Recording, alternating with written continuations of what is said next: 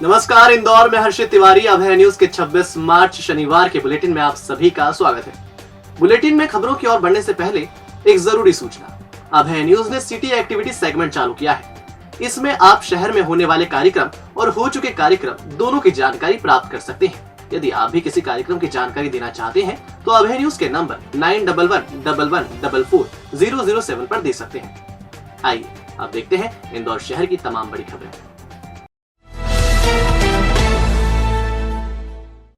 MIG थाने के सामने Annapurna dresses नामक बहुमंजिला कमर्शियल कॉम्प्लेक्स को अवैध बताकर तोड़ने की कार्रवाई को मालिक मिलिंद वसुनकर ने तालिबानी कार्रवाई बताया। उन्होंने कहा 10 लाख रुपए कंपाउंडिंग फीस भरने के बाद भी तोड़फोड़ की कार्रवाई की गई। हिंदू का साथ नहीं दे रहा है, इससे तो पाकिस्तान अच्छा है, वहां चले जाना चाहिए। कैमरे को धक्का कैसे दे रहा? हमारी दुकान तोड़ेंगे साले, हमारी दुकान तोड़ेंगे। बनने के बाद भी अगर गला दबा रहे हैं, हिंदू का साथ नहीं दे रहे हैं, इससे अच्छा तो पाकिस्तान अच्छा है। तालिबानी हरकत कर रहे हैं। दरअसल LIG से पाटनीपुरा जाने वाले मार्ग पर MIG थाने के सामने अन्नपूर्णा ड्रेसेस नामक शोरूम के निर्माण को अवैध बताकर नगर निगम का अमला शनिवार सुबह उसे तोड़ने पहुंचा था। 150 से ज्यादा कर्मचारी इस शोरूम में काम करते हैं। तोड़फोड़ का विरोध करने के लिए वे आगे आए और नगर निगम से समय की मांग की। थोड़ा समय दे दो, बस समय दे दो।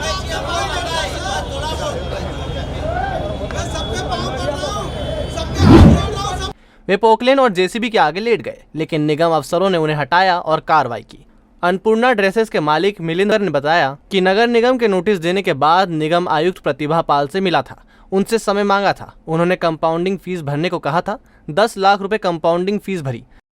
20 दिन अब इसके पहले 2-4 नोटिस आए मुझे कंपाउंडिंग के लिए आए, तो मैंने कंपाउंडिंग कर ली थी। 20 दिन पहले मैं 10 लाख रुपए भर चुका हूँ। मैंने कोई कब्जा नहीं किया, अपने प्लॉट पर ही निर्माण किया था, उसका टैक्स भर रहा हूँ।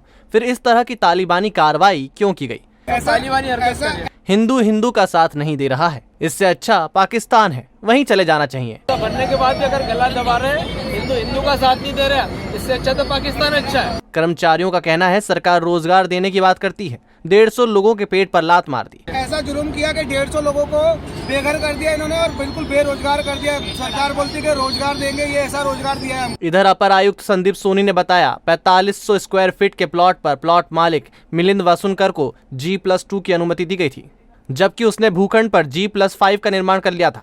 साथ ही अवैध रूप से बेसमेंट का निर्माण भी कर रखा था। नगर निगम द्वारा 6 बार भवन मालिक को नोटिस भी दिया गया, लेकिन वह उसे लगातार नजरअंदाज करता रहा। शुक्रवार को निगम की ओर से उसे 24 घंटे का अल्टीमेटम दिया गया था। इसके बाद शनिवार सुबह अवैध निर्माण हटाया गया। इतना ही तोड़ेंगे, आप हट जाओ। पहले बोलते कि आप लोग हट जाओ, हम सिर्फ सीढ़ी तोड़ेंगे, सिर्फ दिखाने के लिए तोड़ेंगे सर। और इतना तोड़ दिया सर, आधे से ज्यादा 150 लोग काम करते हैं, 150 लोगों के परिवार में पूरा नुकसान कर दिया सर। 150 लोगों का परिवार चलता है, इतना सा भी नहीं। क्या हो गया? कोई मैंने खुद के जगह पे बना, कोई कब्जा तो करा नहीं। अगर ज्यादा बनाया भी मैंने, पूरी पट्टी कमर्शियल, अब ज्यादा बनाया तो मैं उसका टैक्स भर रहा हूँ पूरा। ऐसा तो है नहीं कि टैक्स नहीं भर रहा हूँ। हिंदू देश में कोरोना में रोजगार दिया, कोरोना में रोजगार दिया। हिंदू का ही साथ नहीं देता। तो बनने के बाद भी अगर गला दबा रहे हैं, हिंदू का साथ नहीं दे रहे हैं, इससे अच्छा तो पाकिस्तान अच्छा है। कि हम तो दूसरे देश में, हिंदुस्तान में तो है ही नहीं सर हम लोग। ये सब तालिबानी हरकत कर रहे हैं। ऐसा जुर्म किया कि 150 लोगों को बेघर कर दिया इन्होंने और बिल्कुल बेरोजगार कर दिया। सरकार बोलती है रोजगार देंगे, ये ऐसा रोजगार दिया है हमको। देखो देखिए, जो LIG से पाटनीपुरा रोड के बीच में एक कमर्शियल पूरा अपार्टमेंट बना हुआ है। इसकी जो बिल्डिंग परमिशन है वो रेसिडेंशियल कमर्शियल की है। 4500 स्क्वायर का प्लॉट है। मतलब ये होता है कि आप ग्राउंड फ्लोर पर ही सिर्फ कमर्शियल यूज़ कर सकते हैं, बाकी रेसिडेंशियल है। पूर्व में नोटिस दिया गया था, पूरी सुनवाई का समय दिया गया है, इनको सुना है, उसके पश्चात अंतिम आदेश किया है और फिर 24 घंटे का नोटिस देके तोड़ने की कार्रवाई की जा रही है। इसमें जो उल्लंघन है, कई सारे उल्लंघन है। पहली बात तो यूज़ वायलेशन है, मतलब आपको जब नीचे कमर्शियल ऊपर रेसिडेंशियल का, तो आपको ऊपर रेसिडेंशियल यूज़ करना चाहिए, कमर्शियल यूज़ नहीं कर सकते हैं। दूसरी बात, जो बेसमेंट है वो बेसमेंट पार्किंग के लिए, उसको भी आपने कमर्शियल यूज़ किया है। तीसरा, जो आपकी हाइट है वो सिर्फ 9 मीटर अलाउड है, मतलब G+2, लेकिन यहाँ पर आप देखेंगे तो 22 मीटर मतलब G+5-6 का निर्माण किया हुआ है। तो साथ ही जो फ्रंट MOS है उसमें 6 मीटर का एक्स्ट्रा निर्माण किया हुआ है। तो ये सारे उल्लंघनों को दृष्टिगत रखते हुए नोटिस किया था, सुनवाई की गई, अंतिम आदेश जारी किया गया है। उसके पश्चात जो इलीगल पोर्शन है उसको तोड़ने की कार्रवाई की गई। इंदौर के ट्रैफिक कॉप रंजीत सिंह 1 अप्रैल से लद्दाख के ट्रैफिक जवानों को मून वॉक सिखाएंगे। डांसिंग कॉप के नाम से मशहूर रंजीत देश के पहले ऐसे ट्रैफिक जवान हैं जो दूसरे प्रदेश में जाकर ट्रैफिक जवानों को यातायात कंट्रोल करने की ट्रेनिंग देंगे। दरअसल लद्दाख यातायात पुलिस अधीक्षक मोहम्मद रफी गिरी ने इंदौर पुलिस कमिश्नर हरि नारायण चारी मिश्र को पत्र लिखकर रंजीत सिंह को उनके यहाँ के ट्रैफिक जवानों को ट्रेनिंग देने के लिए भेजने की बात लिखी थी। उनका तर्क था कि वहाँ काफी संख्या में पर्यटक आते हैं और यातायात पर दबाव बढ़ जाता है, इसलिए रंजीत सिंह को ट्रेनिंग के लिए भेजा जाए। इंदौर पुलिस ने इसे मान लिया और 1 से 5 अप्रैल तक उन्हें भेजा जा रहा है। रंजीत का नाम वर्ल्ड बुक ऑफ रिकॉर्ड में भी दर्ज है। उन्हें ये सम्मान कोरोना काल में की गई सेवा के लिए मिला। डेफिनेटली ये बहुत ही बड़ा विषय है जिसकी वजह से हम कम चर्चा होती है सरकारों में भी, न्यूज़ में भी और हर जगह, जिस पर बड़ी चर्चा होना चाहिए क्योंकि हमारे देश के 1.5 लाख युवा, मैं आपको बता दूं 2021 का आंकड़ा मेरे पास है और अभी मैं निकाल के आया हूँ क्योंकि मैं ये आंकड़े रखने का काम भी मैं करता हूँ। तो कहीं ना कहीं 2021 में जो आप मैं बता दूँ कोविड के बावजूद हमारे देश में 1,38,000 लोगों की डेथ हुई है, जिसमें 72,000 युवा है जिनके ऊपर 25 से 30 साल है। तो हमारा कहीं ना कहीं युवा जो रोड पे मर रहा है उसको कम करने के लिए, उस आंकड़े को कम करने के लिए, युवाओं को इंस्पायर करने के लिए हम लोग एजुकेशन काम भी करते हैं, स्कूलों में जाते हैं, कॉलेजेस में जाते हैं, नुक्कड़ नाटक लगाते हैं, देश के हर कोने में जाकर प्रयास करते हैं कि लोगों को समझाइश दें कि ड्रिंक एंड ड्राइव ना करें, रूल्स फॉलो करें और अपनी जान अगर देनी है तो देश के लिए ले दें, ना कि रोड पे दें। क्योंकि कार को टक्कर लगने के बाद उसका विरोध करना ट्रांसपोर्टर को भारी पड़ गया। 5 लोगों ने उसकी जमकर पिटाई कर दी। उसे गंभीर हालत में अस्पताल में भर्ती किया गया था, जहां तबीयत बिगड़ी तो परिजनों ने एक के बाद एक 3 अस्पताल बदल दिए, फिर भी उसे बचाया नहीं जा सका। पुलिस ने केस दर्ज कर जांच शुरू कर दी है।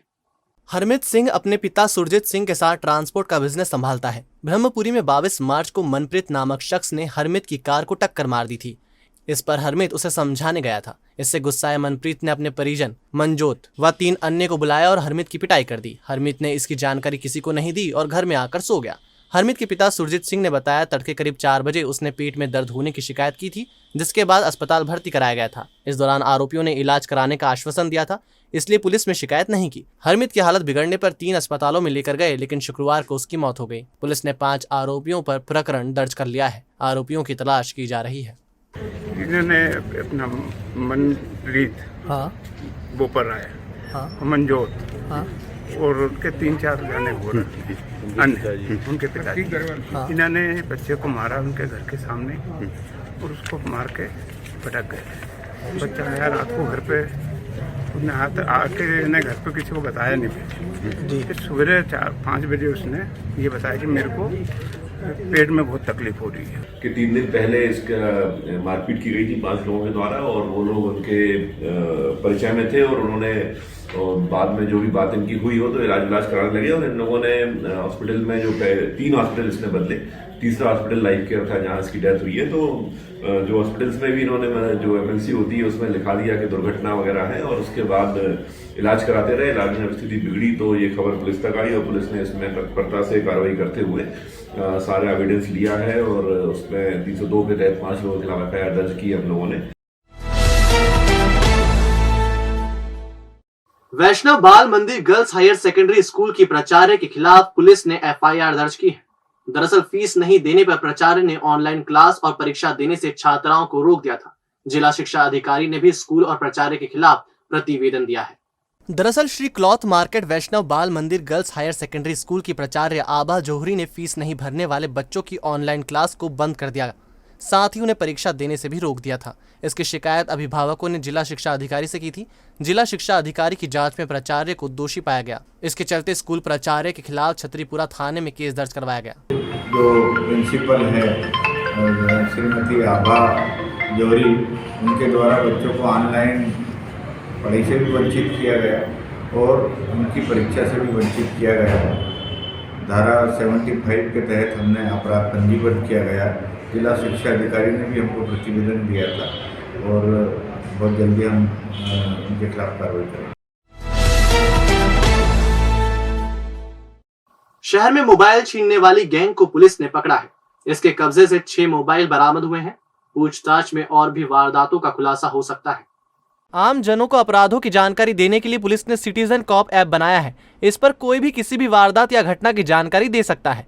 इसी ऐप पर 4-5 लोगों ने मोबाइल छीनने की वारदातों की जानकारी दी थी। इसी आधार पर पुलिस टीम ने गैंग को पकड़ा है, जिसका सरगना गणेश पाटिल नामक बदमाश है। इसके 2 अन्य सदस्यों को भी गिरफ्तार किया गया है।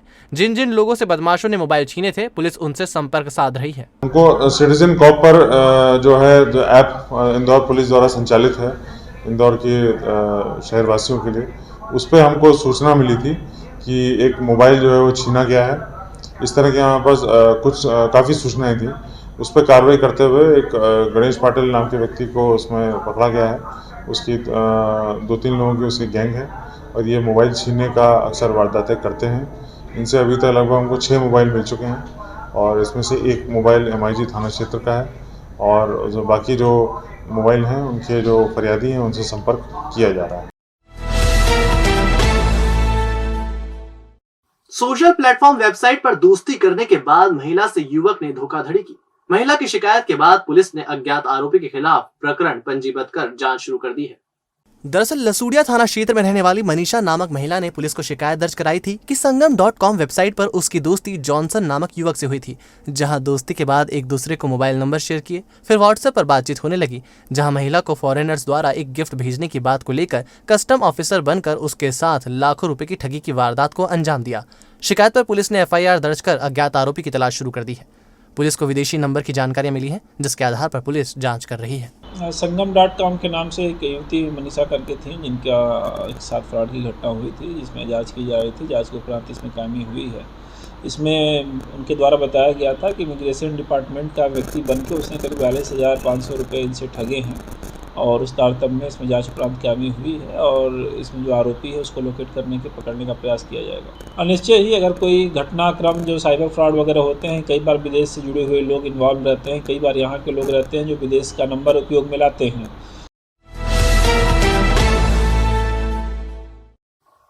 साध्वी ऋतंभरा की 7 दिवसीय श्री राम कथा ही राष्ट्र कथा की शुरुआत शनिवार से हुई। इससे पहले रंजीत हनुमान से अन्नपूर्णा मंदिर तक शोभा यात्रा निकाली गई। इसमें महिलाएं सिर पर कलश रखकर चल रही थी। भरी दोपहर में भी उनमें भक्ति का उल्लास चरम पर था। श्री राम जन्मभूमि निर्माण शुरू होने के बाद साध्वी ऋतंभरा पहली बार इंदौर में कथा कर रही हैं। अन्नपूर्णा मंदिर परिसर में आयोजित कथा में 50,000 लोगों के बैठने की व्यवस्था की गई है। कथा स्थल का एरिया 2 लाख वर्ग फीट का है। 75,000 वर्ग फीट का डोम बनाया है। 1.25 लाख वर्ग फीट के पंडाल में 50,000 लोग कथा श्रवण के लिए बैठ सकेंगे। 50 CCTV कैमरे भी लगाए गए हैं।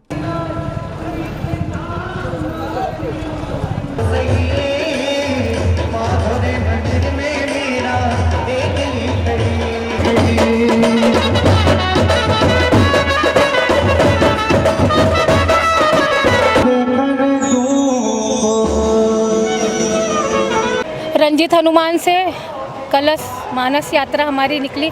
लाखों की संख्या में मात्र शक्तियाँ भी चल रही कलश लेके और रामायण को लेकर भाई लोग सिर पर लग के चल रहे हैं। इस यात्रा में हमारे ऋतुम्बरा देवी माँ रथ में विराजमान है। काफ़ी ज़्यादा हम लोग जो सोच रहे थे उससे ज़्यादा ही भव्य आयोजन है।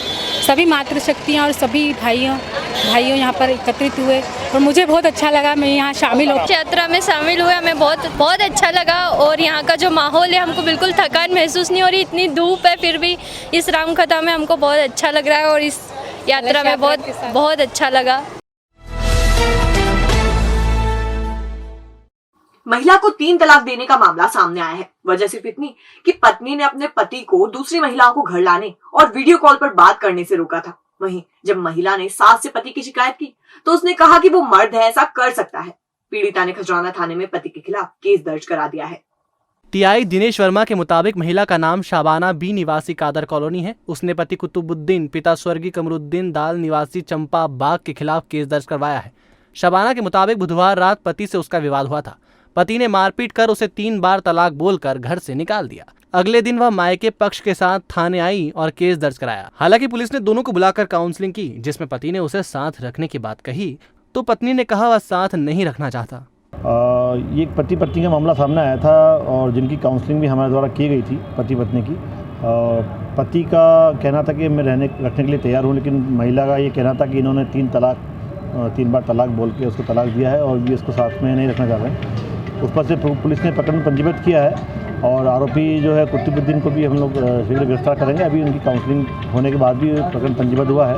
ये लोहे का काम करता है आरोपी और इसको हम लोग गिरफ्तार करेंगे। ये खजाना क्षेत्र में सुरेखा गार्डन के पास रहता है। और अब खबरें दे दनादन।